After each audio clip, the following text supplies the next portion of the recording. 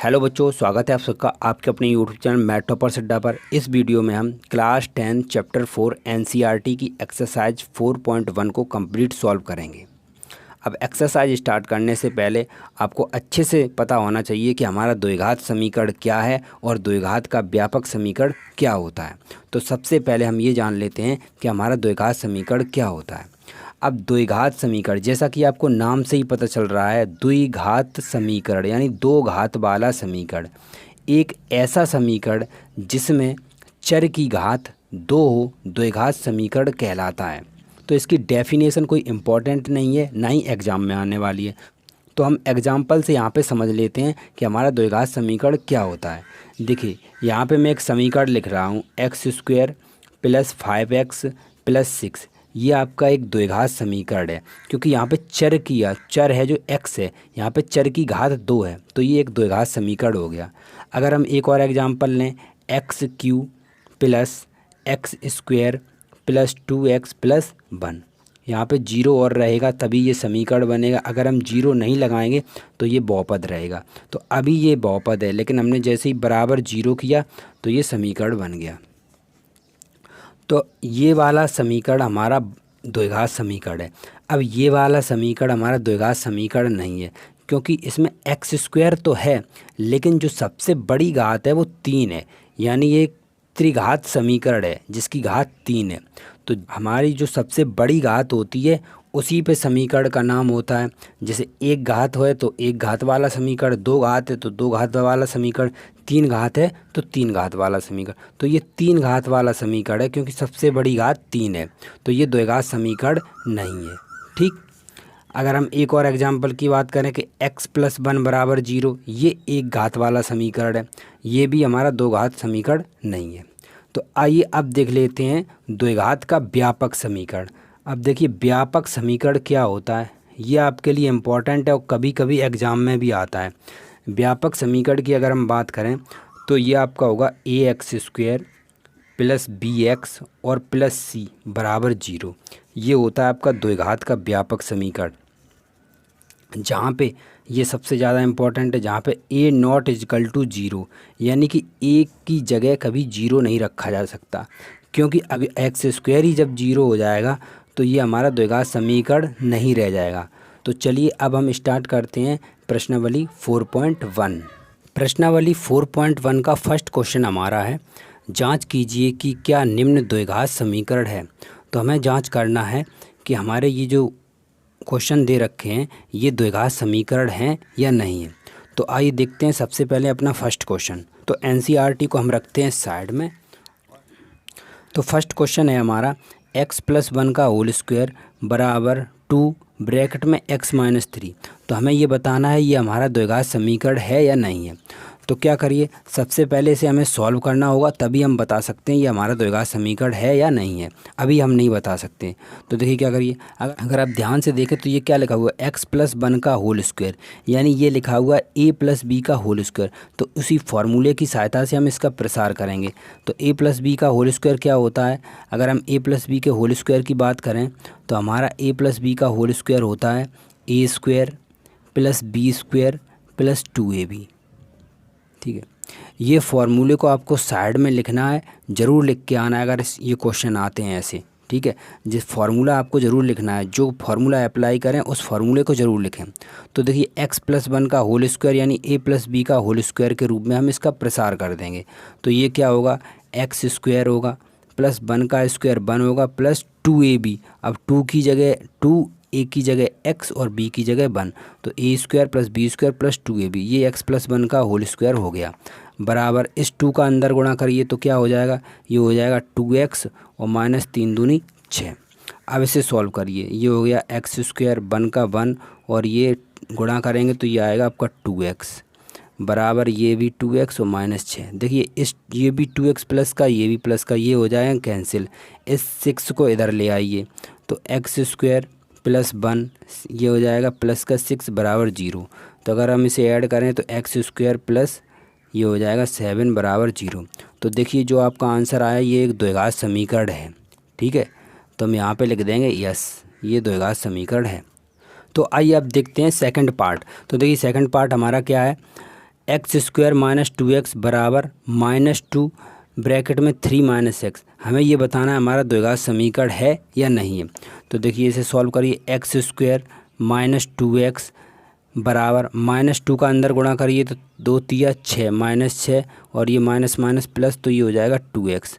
अब इसे सॉल्व करिए, इन्हें सभी को इधर ले आइए। ये हो गया एक्स स्क्वायर माइनस 2x, ये 2x इधर आ जाएगा तो माइनस का 2x है क्योंकि इधर प्लस का है, और ये इधर आएगा तो प्लस का 6x बराबर 0। अगर ये हो गया एक्स स्क्वायर 2x और 2x दोनों माइनस के हैं तो माइनस के 4x प्लस बराबर 0। ठीक है, तो ये भी एक आपका द्विघात समीकरण है। ठीक है, यहाँ पे भी हमने यस लिख दिया, इसका मतलब ये द्विघात समीकरण आपका है। आइए अब देख लेते हैं इसका तीसरा पार्ट। तो तीसरा पार्ट क्या है आपका, x-2 एक ब्रैकेट में, दूसरे ब्रैकेट में x-3 बराबर एक ब्रैकेट में x-1 दूसरे में x+3। तो सबसे पहले इसे सॉल्व करिए, इन दोनों को गुणा कर दीजिए। x का x में गुणा करेंगे तो क्या आएगा, एक्स स्क्वायर आएगा। x का 3 में करेंगे तो ये आपका 3x आएगा। 2 का करेंगे तो ये माइनस के 2x आएगा, और ये 3 दूनी 6 आएगा। ठीक, x का x में गुणा करेंगे तो ये आपका आएगा एक्स स्क्वायर। x का 3 में 3x ये आ गया आपका, और ये माइनस का 1 का x में करेंगे तो माइनस का x, और ये माइनस का 3। देखिए एक्स स्क्वायर से एक्स स्क्वायर कैंसिल हो जाएगा क्योंकि दोनों प्लस के नंबर। अब आगे क्या, 3x और ये 2x कितना होगा, माइनस का 5x होगा, और ये प्लस का 6 बराबर 3x में से इस x को माइनस करेंगे तो क्या होगा, 2x आ जाएगा, और ये माइनस का 3। अब x वाले इधर इन्हें उठा लाइए, ये हो गया 5x माइनस 2x प्लस 6 और ये प्लस 3 बराबर 0।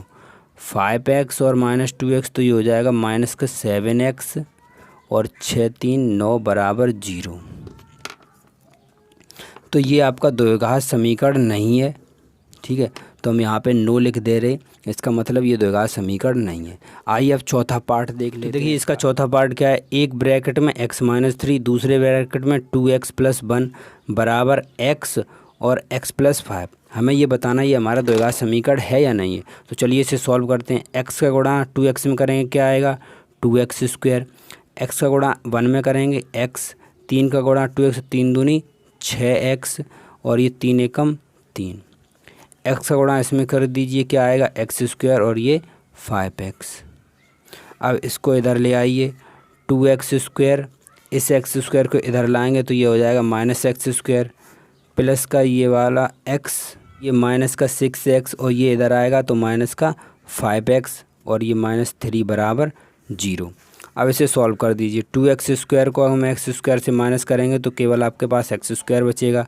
देखिए अगर हम इन्हें जोड़ें तो ये दोनों माइनस के दोनों जुड़ जाएंगे, 6 5 11, माइनस के 11 और ये है प्लस का, तो ये इससे माइनस होगा। माइनस के 11 में से ये x हम जब माइनस करेंगे तो आपको बचेगा केवल माइनस का 10x और माइनस 3 बराबर 0। तो ये भी आपका एक द्विघात समीकरण है। ऐसे ही अगर हम पांचवा पार्ट देखें, ये भी इसी प्रकार है, आप सॉल्व कर सकते हैं। तो मैं यहाँ पे आपको छठवां पार्ट बता रहा हूँ, छठवां वाला। पांचवा आप खुद ही कर लेना, सिंपल क्वेश्चन है। अब छठवें को देखें तो x square plus 3x plus 1 बराबर x-2 का होल स्क्वायर, ये हमारा है 6 वाला पार्ट। तो इसे सॉल्व करिए तो देखें ये लिखा हुआ, तो ये तो ऐसे ही रहेगा, x square plus 3x plus 1, x-2 का होल स्क्वायर लिखा हुआ है ये, यानी a-b का होल स्क्वायर। उसे हम सॉल्व करेंगे तो क्या होता है, a square plus b square, b की जगह 2 है तो यानी 2 का square, a square plus b square यानी x square plus 2x square minus 2a और b। ठीक, अब इस एक्स स्क्वायर से ये एक्स स्क्वायर कैंसिल हो जाएगा, तो इधर देखिए 3x वाला पद बचा और इधर भी x वाला पद बचा, तो इसमें एक्स स्क्वायर तो कहीं आएगा नहीं, तो इसका मतलब ये भी आपका द्विघात समीकरण नहीं होगा। तो नो मैंने लिख दिया है। अब मैं इसमें एक क्वेश्चन और बता दे रहा हूँ, बाकी आप क्वेश्चन कर लेना। मैं 7th वाला क्वेश्चन बता रहा हूँ, इसमें होल क्यू है इसलिए। क्वेश्चन है आपका x+2 का होल क्यू बराबर 2x और एक्स स्क्वायर माइनस 1। ये है हमारा क्वेश्चन।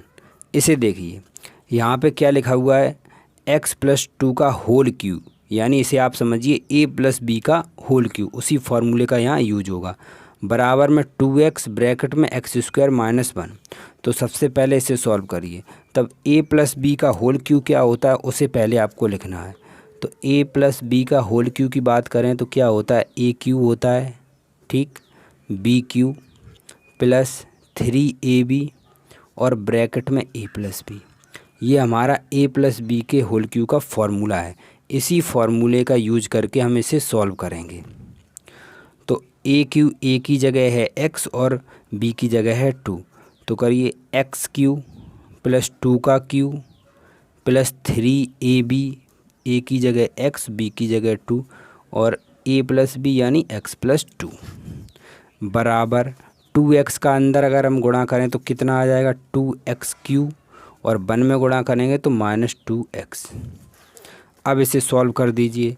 x क्यूब तो आपका x क्यूब रहेगा, 2 का क्यूब करेंगे तो 8, 2 3 6, ये 6x, ये x और ये प्लस 2 बराबर 2x क्यूब माइनस 2x। ये आ गया आपका x क्यूब, ये प्लस 8, इस 6x का अंदर गुणा करिए तो 6x स्क्वायर प्लस 6 दूनी 12x बराबर 2x क्यूब माइनस 2x। देखिए अब क्या करना है, x क्यूब को x क्यूब के पास रखना है और x को x के पास लाना है। तो ये रहा आपका x क्यूब, ये इधर आएगा तो 2x क्यूब हो गया माइनस का, बाकी 6x स्क्वायर लिख लीजिए। पहली बड़ी घात लिखते हैं हम, 3 वाली घात लिखी, अब 2 वाली घात लिखी, 6x स्क्वायर लिख लिया। उसके बाद अब x वाला पद बचा तो ये बचा 12x। अब इस 2x को इधर उठा लाइए तो प्लस का 2x और ये प्लस 8 बराबर 0। अगर हम इसे सॉल्व करें तो 2x क्यूब में से x क्यूब माइनस करेंगे तो ये बचेगा आपका माइनस का x क्यूब, ये बचेगा 6x square plus 12x plus 2x plus 8 बराबर 0। तो यहाँ पे अगर हम देखें चर की घात सबसे बड़ी घात 3 है, तो ये हमारा द्विघात समीकरण नहीं है। अगर ये नहीं होता तो हमारा इतना पद द्विघात समीकरण बन जाता। तो हम इन दोनों को जोड़ सकते हैं, 12 और 2 14। यहाँ पे मैंने जोड़े नहीं, यहाँ पे 12 और 2 14 लिख सकते हैं, 14x इसे हम नहीं लिखेंगे, ठीक। तब भी ये हमारा द्विघात समीकरण नहीं है क्योंकि इसकी घात 3 है, तो ये हो जाएगा आपका 9। तो ऐसे ही होल क्यूब वाला 8वां पार्ट भी ऐसे ही है, तो वो आप खुद सॉल्व कर लेना। अब हम कर रहे हैं क्वेश्चन नंबर, तो देखिए क्वेश्चन नंबर 2 काफ़ी इंपॉर्टेंट क्वेश्चन है। फर्स्ट वाला क्वेश्चन काफ़ी इजी था, तो कुछ क्वेश्चन मैंने करा दिए हैं, आप कुछ क्वेश्चन खुद सॉल्व कर सकते हैं। तो देखिए सेकंड क्वेश्चन क्या है, निम्न स्थितियों को द्विघात समीकरण के रूप में निरूपित कीजिए। तो यहाँ पे आपको कुल 4 क्वेश्चन दिए हैं, उनमें सभी को आपको द्विघात समीकरण बनाना है, उन्हें सॉल्व नहीं करना है, केवल द्विघात समीकरण के रूप में निरूपित करना है। तो देखिए फर्स्ट क्वेश्चन हमारा क्या है, एक आयताकार भूखंड का क्षेत्रफल 528 मीटर स्क्वायर है। क्षेत्र की लंबाई मीटर में चौड़ाई के 2 गुने से 1 अधिक है। हमें भूखंड की लंबाई और चौड़ाई ज्ञात करनी है। तो देखिए क्या करेंगे, तो एनसीईआरटी को रखते हैं साइड में। क्वेश्चन 2 क्या है, एक आयताकार भूखंड है। तो सबसे पहले हमें एक आयत बना लेते हैं, उससे आपको अच्छे समझ में आ जाएगा। तो हमारे पास मान लीजिए ये एक आयत है, ठीक। आप क्वेश्चन एनसीईआरटी में देख लेना, बुक लेके बैठिए तभी पढ़िए आप। तो हमारे पास एक आयताकार भूखंड हो गया, ठीक है। अब इसका क्या है, इसकी जो लंबाई है चौड़ाई के 2 गुने से अधिक है। तो लंबाई है जो चौड़ाई के 2 गुने से अधिक है। तो सबसे पहले आपको चौड़ाई पता होनी चाहिए। अगर इसकी चौड़ाई हम x मान लेते हैं, यहाँ से यहाँ तक ये इसकी चौड़ाई हो गई। चौड़ाई अगर x है तो लंबाई कितनी होगी, चौड़ाई के 2 गुने, ठीक है, 2 गुना हो गया। चौड़ाई के 2 गुने से 1 ज़्यादा है क्या, लंबाई। तो ये हमारी लंबाई होगी। अगर चौड़ाई x है तो लंबाई होगी 2x + 1, 2 गुने से 1 ज़्यादा, ठीक है। तो सबसे पहले हम लिखेंगे माना चौड़ाई x है, माना चौड़ाई x मीटर, ठीक है, m का मतलब मीटर।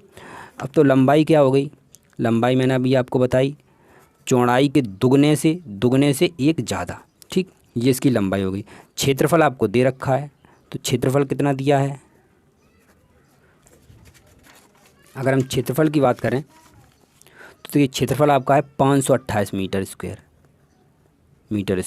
ये भी लंबाई भी मीटर में है। ठीक है, तो ये हमें दे रखा है, हमें क्षेत्रफल दे रखा है, तो हम क्षेत्रफल का ही फॉर्मूला लगा देंगे।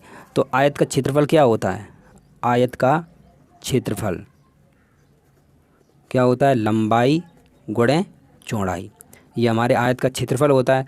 तो क्षेत्रफल हमारा दे रखा है 528, हमने 528 लिख दिया। लंबाई कितनी है 2x + 1, वो भी लिख दी, गुणे चौड़ाई कितनी है x। अब इसे सॉल्व कर दीजिए, तो ये आपका आएगा 528 बराबर x का अंदर गुणा कर दीजिए तो 2x² और 1 में करेंगे तो x। अब इसे थोड़ा सही लिख दीजिए, इसको 528 को इधर ले जाइए तो इधर बचा आपका 0, 2x² + x - 528। ठीक है, अब इसे आप ऐसे लिख सकते हैं पलट के x - 528 बराबर 0। तो ये आपका द्विघात समीकरण आ गया। इतना ही हमें करना है, हमें केवल द्विघात समीकरण के रूप में निरूपित करना है, हमें इसे सॉल्व नहीं करना है। तो ये हमारा हो गया सेकंड क्वेश्चन। अब सेकंड का ये फर्स्ट पार्ट था, सेकंड का आपका ये फर्स्ट पार्ट था। अब सेकंड का सेकंड पार्ट क्या है, देखिए अगर हम सेकंड का सेकंड पार्ट देखें तो लिखा है 2 क्रमागत धन पूर्णांकों का गुणनफल 306, हमें पूर्णांक ज्ञात करना है। ठीक है, अब मैं क्रमागत पूर्णांक मानूं इससे पहले आप कुछ समझ लीजिए जो बहुत ही इंपॉर्टेंट है। देखिए अगर हम नंबर की बात करें, क्रमागत का क्या मतलब होता है, मैं यहाँ पे ये आप समझा रहा हूँ आपको। अगर हम नंबर लिखें 1 2 3 4, तो ये नंबर क्रम से लिखें तो हम इन्हें कहेंगे क्रमागत नंबर। तो ये नंबर कैसे बने, अगर हम 1 से अगर हमें 2 पे जाना तो ये कैसे आया होगा, इसमें 1 जोड़ दिया तभी तो 2 आया होगा, 2 में 1 जोड़ा तभी तो 3 आया होगा, 3 में 1 जोड़ा तभी तो 4 आया होगा, और 4 में 1 जोड़ेंगे तो हमारा 5 आ जाएगा। तो ऐसे ये क्रम से नंबर बन जाएंगे, तो इन्हें बोलते हैं क्रमागत नंबर। तो ये नंबर कैसे बनते हैं, क्रम से 1 जोड़ने पर हमें क्रमागत नंबर मिलते हैं। तो हमें तो यहाँ क्वेश्चन में नंबर तो पता नहीं है, हमें लिखे हैं कि 2 क्रमागत नंबर, तो हम मानते हैं माना 2 क्रमागत धनात्मक पूर्णांक। अब देखिए 2 क्रमागत धनात्मक पूर्णांक क्या होंगे, एक तो होगा x। ठीक है, अब x के अगला नंबर क्या आएगा, अगला नंबर कैसे आया, तो मैंने अभी आपको बताया 1 जोड़ने से हमें अगला नंबर मिल जाता है, तो दूसरा नंबर होगा x + 1। ठीक है, तो ये हमारे 2 नंबर हो गए, 2 क्रमागत नंबर x और x + 1, ये हमारे क्रमागत नंबर हैं। क्वेश्चन में आगे क्या कहा गया है, उसमें कहा गया है कि इनके पूर्णांक 2 क्रमागत जो नंबर हैं, ये जो धनात्मक पूर्णांक हैं, इनका गुणनफल क्या है 306। तो चलिए प्रश्नानुसार हम यहाँ पे लिखेंगे प्रश्नानुसार। अब प्रश्नानुसार के हम लिखेंगे कि इनके गुणनफल यानी कि x गुणा x + 1, इनका गुणनफल 306, ये कहा गया है क्वेश्चन में। बस अब इसे आप सॉल्व कर दीजिए, x का गुणा x में करेंगे x², x का गुणा 1 में करेंगे x, और 306 को इधर उठा ला जाएगी, 306 बराबर 0। तो ये आपका आ गया आपका द्विघात समीकरण। केवल हमें इतना ही करना है, हमें सॉल्व नहीं करना है, ये क्वेश्चन में कहा गया है। अब आइए देख लेते हैं हमारा थर्ड क्वेश्चन। देखिए थर्ड क्वेश्चन क्या है, रोहन की माँ उससे 26 वर्ष बड़ी है। ठीक है, रोहन की माँ रोहन से 26 वर्ष बड़ी है, उनकी आयु का गुणनफल, उनकी आयु मतलब रोहन और रोहन की माँ की आयु का गुणनफल अब से 3 वर्ष पश्चात 360 हो जाएगी। हमें रोहन की वर्तमान आयु ज्ञात करनी है।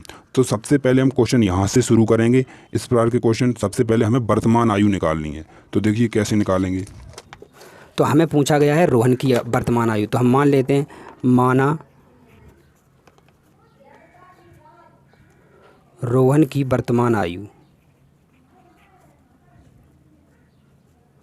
ये आपकी है x वर्ष। ठीक है, राइटिंग के लिए यार सॉरी, थोड़ा राइटिंग अच्छा नहीं है। तो हमारी रोहन की आयु कितनी है x वर्ष। अब माँ की आयु कितनी है, माँ की वर्तमान आयु, देखिए क्वेश्चन में लिखा है कि रोहन की माँ की आयु कितनी है, रोहन से 26 वर्ष बड़ी है। इसका क्या मतलब हुआ कि रोहन की माँ की आयु है x + 26। ठीक है, 26 ज़्यादा है, मतलब 26 वर्ष बड़ी है। ठीक, अब उसके बाद क्या लिखा है 3 साल बाद। ठीक है, 3 साल पश्चात यानी 3 वर्ष बाद, तो हम यहाँ पे लिखेंगे 3 साल बाद, 3 वर्ष बाद। तो देखिए 3 वर्ष बाद क्या हो रहा है यहाँ पे, 3 वर्ष बाद। अब बताइए रोहन की आयु कितनी हो जाएगी। देखिए अगर हम बात करें रोहन की आयु की, रोहन की जो आयु होगी वो x+3 होगी, ठीक है। 3 साल बाद आयु x+3 होगी क्योंकि 3 साल ज़्यादा हो गई। अब माँ की आयु कितनी होगी, अगर हम माँ की बात करें तो माँ की आयु होगी यहाँ पे x+26 और उसमें 3 जोड़ दीजिए, तो ये कितना हो गया x+29। तो ये आयु होगी उन दोनों की 3 साल बाद, इसकी आयु होगी x+3 और माँ की आयु होगी x+29। अब क्वेश्चन में आगे लिखा है कि 3 साल बाद उनकी आयु का गुणनफल, ठीक है, उनकी आयु का गुणनफल 360 है। 3 साल बाद उनकी आयु है जो उनका गुणनफल, यानी कि x+3 और x+29 बराबर 360। ये हमारे क्वेश्चन में कहा गया है, वही हमने लिखा है। तो देखिए अब इन दोनों को करिए आप गुणा, x का x में गुणा करेंगे तो x², x का 29 में करेंगे तो 29x, 3 में करेंगे तो ये आपका आएगा 3x, और 29 का गुणा 3 से करिए तो 3 निम 27 की 7 हासिल 2, 3 दूनी 6 और 2 8, यानी 87 87 360। अब इसे सॉल्व कर दीजिए, यह आपका आएगा x²। 29 और 3 को अगर हम ऐड करें जोड़ें तो यह आपका आएगा 31x, ये आपका आएगा 87 और ये 360 इधर आएगा तो माइनस का 360 बराबर 0। तो ये आपका आएगा x² + 31x और 360 में से हम 87 माइनस करेंगे। अगर हम 10 में से 7 माइनस करें तो माइनस का तो वैसे भी बचेगा, तो माइनस का 3 आएगा। 10 में से 7 घटाया 3, यहाँ पे बचा 15, 15 में से 8 गया 7, ये आपका आएगा 273 बराबर 0। तो ये आपका द्विघात समीकरण आ गया, बस हमें केवल द्विघात समीकरण पूछा था। अब आइए अब देख लेते हैं हम 4th वाला पार्ट। अब देखिए क्वेश्चन नंबर 2 का 4th वाला पार्ट बहुत ही इंपॉर्टेंट है ये, और ऐसे आगे भी क्वेश्चन दे रखे हैं आपको, तो अच्छे से समझना। ये देखिए क्या लिखा हुआ है, एक रेलगाड़ी 480 किलोमीटर की दूरी समान चाल से तय करती है, ठीक है। यदि इसकी चाल 8 किलोमीटर प्रति घंटा कम होती तो वह उसी दूरी को तय करने में 3 घंटे अधिक लेती। हमें रेलगाड़ी की चाल ज्ञात करनी है। तो सबसे पहले क्या करेंगे, हमें रेलगाड़ी की चाल पता करनी है, तो हम रेलगाड़ी की चाल को मानेंगे x। हमें लिखना है माना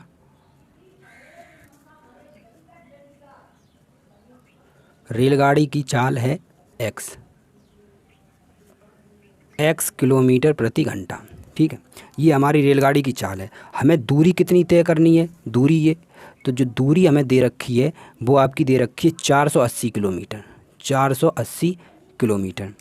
तो देखिए अगर यहाँ पे आपके पास चाल x है और दूरी 480 है, तो अगर हम यहाँ से समय निकालें सबसे पहले, तो हमारे पास एक फार्मूला होता है, चाल बराबर दूरी बटे समय, दूरी बटे समय। अगर हम यहाँ से समय निकालें तो समय यहाँ चला जाएगा, तो अगर हम समय निकालें तो समय बराबर क्या होता है, दूरी बटे चाल, यही तो होता है, ठीक। तो यहाँ से हमें दूरी दे रखी है, चाल दे रखी है, हमें समय निकालना है। तो यहाँ पे देखिए समय कितना आएगा, समय, इस समय को हम मान ले रहे हैं t1, ठीक है, हम t1 अभी मान ले रहे हैं इसे। तो समय ये हो गया कितना, दूरी बटे चाल। तो दूरी कितनी है 480, ठीक है 480, और चाल कितनी है x, ये हमारा समय आ गया। इसे हम डाल दे रहे हैं समीकरण नंबर 1, ठीक। अभी आराम से समझ लीजिए, पूरा समझ में आ जाएगा। पहले क्वेश्चन में आगे धीरे बढ़िए। अब क्या हुआ, यदि इसकी चाल 8 किलोमीटर प्रति घंटा कम कर दी जाए, यहाँ पे लिखेंगे जब चाल 8 किलोमीटर प्रति घंटा कम हो। अब देखिए क्या स्थिति बनती है, अभी चाल हमारी थी x, अब 8 क्या हो गई, कम। तो अब जो नई चाल होगी वो क्या होगा, नई चाल होगी वो क्या होगा, वो x - 8 होगी, ठीक है। 8 कम हो गई किलोमीटर प्रति घंटा। दूरी तो हमारी वही है, ठीक है। दूरी आपकी क्या है, दूरी तो 480 है। अगर हम यहाँ से समय निकालें तो क्या होता है, समय यानी अभी आपका t2 निकल रहा है, पहले t1 निकाला था, अब t2 निकल रहा है। तो अगर हम यहाँ से समय निकालें तो समय क्या होता है, दूरी बटे चाल। तो दूरी तो 480 है और चाल x - 8 है। ये आपका हो गया समीकरण नंबर 2। अब देखिए क्वेश्चन में आगे क्या लिखा हुआ है, देखिए क्वेश्चन में लिखा हुआ है कि यदि चाल 8 किलोमीटर प्रति घंटा कम होती है तो उसी दूरी को तय करने में 3 घंटे अधिक लेती है। यानी कि अब जो टाइम लग रहा है वो 3 घंटे ज़्यादा ले रही है गाड़ी, क्योंकि चाल उसकी 8 कम हो गई। तो हमारा एक टाइम तो ये दे रखा है और दूसरा टाइम हमने ये निकाला। अब आप देखिए कि आपका कौन सा टाइम ज़्यादा है। तो अगर हम ज़्यादा टाइम की बात करें तो हमारा ये वाला टाइम ज़्यादा है। क्यों ज़्यादा है? क्योंकि देखिए यहाँ स्पीड कम हो रही है। अगर कोई गाड़ी स्लो चलेगी यानी स्पीड उसकी कम होगी तो वो ज़्यादा टाइम लेगी कहीं पहुँचने में। अगर आप धीरे धीरे चलेंगे, आपके साइकिल की स्पीड कम हो, तो आप अगर स्कूल जा रहे हैं और अगर आपकी स्पीड कम होगी तो आप ज़्यादा टाइम लेंगे, अगर आपकी स्पीड ज़्यादा होगी तो आप कम टाइम लेंगे। ठीक है, तो यहाँ पे स्पीड 8 कम है तो ये टाइम ज़्यादा लेगा। ठीक है, ये अब कितना ज़्यादा ले रही, देखिए क्वेश्चन में लिखा हुआ है 3 घंटे ज़्यादा लगते हैं, तो ये वाला टाइम ज़्यादा है और ये टाइम कम है। कितना ज़्यादा है? 3 घंटे। अगर हम इस टाइम में से इस टाइम को माइनस करें तो कितना आंसर आएगा? 3 घंटे ही तो आएगा। तो हम क्या लिखेंगे? समीकरण, अब हम इधर लिख दे रहे, समीकरण 1 व 2 से क्या है कि T1 वो T2 वाला टाइम हमारा ज़्यादा है। T2 में से अगर हम T1 वाला टाइम माइनस करें तो हमारे पास आंसर आएगा 3 घंटा। ठीक है, तो अब T2 क्या है? 480/x माइनस 8 माइनस 480/x बराबर 3, ये हमारा है। अब इसे सॉल्व कर दीजिए। क्या करिए? 480 को आप कॉमन ले लीजिए। 480 हमने कॉमन ले लिया, हमारे पास 1/x माइनस 8/1/x बराबर 3। अब इसे सॉल्व करिए तो ये हो गया आपका 480। x का गुणा इधर करेंगे तो x, 8 माइनस एक्स को इधर ले जाएंगे, माइनस लगा हुआ है तो साइन भी चेंज हो जाएंगे, तो माइनस का हो जाएगा x और प्लस का हो जाएगा 8। बटे में क्या बचेगा? x माइनस 8 और गुणा में x बराबर 3। तो ये आपका है 480। x से x कैंसिल, बचेगा ऊपर 8, नीचे अगर हम गुणा करें तो x स्क्वायर माइनस 8x बराबर 3। तो अगर हम इसको कट करें तो 3 से ये वाला पार्ट कट हो रहा, 3 एकम 3 और बचे 1 3 छंग 18 यानी 160। तो आपके पास ऊपर बचेगा 160 गुणा 8 बटे एक्स स्क्वायर माइनस 8x बराबर इधर बचेगा 1। अगर हम 16 और 8 का गुणा करें तो 16 8 होता है 144 और ये आपका 0 बटे में एक्स स्क्वायर माइनस 8x बराबर 1। इसको हम इधर भेज दे रहे तो 144 ये 0, ये आपका आ गया एक्स स्क्वायर माइनस 8x। तो इसको उधर भेज दीजिए तो इधर आएगा बराबर 0 x square minus 8x minus का 1440। ठीक, अब इसे और सही लिख दीजिए तो x square minus 8x minus 1440 बराबर 0। तो ये आपका द्विघात समीकरण बन गया। सॉल्व तो आपको करना नहीं है, केवल हमें समीकरण बना के ही दिखाना है। तो ये आपकी प्रश्नावली 4.1 कंप्लीट हो गई।